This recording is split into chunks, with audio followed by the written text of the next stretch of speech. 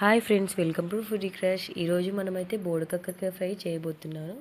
ఇదైతే ఈ రైనీ సీజన్లో తప్పకుండా తినాల్సిన రెసిపీ అండి, మిస్ అవ్వకుండా.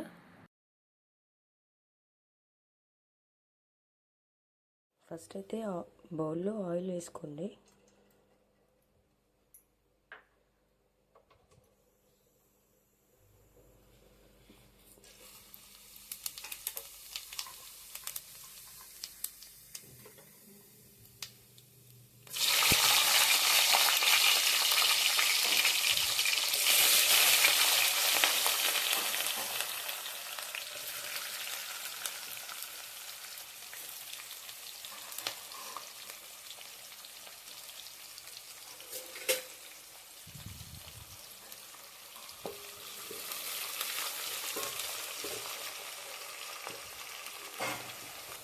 ఆనియన్స్ అయితే ఒక 20% అట్లా మగ్గిన తర్వాత వెంటనే మనం కట్ చేసి పెట్టుకున్న ఈ బోడకాకరకాయని వేసేసుకుందాం.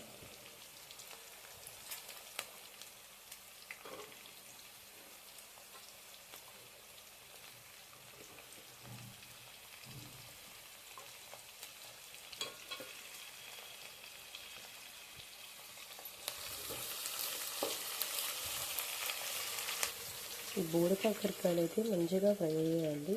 తర్వాత కరివేపాకుని ఇంకా కొద్దిగా పసుపు వేసుకుందాం.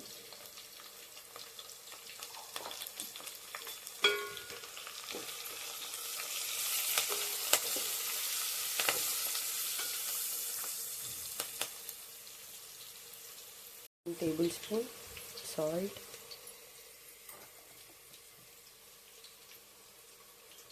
మిర్చి పౌడర్, ధనియా పౌడర్ వేసేసుకొని మంచిగా ముక్కలు పట్టుకట్టు కలుపుకుందాం.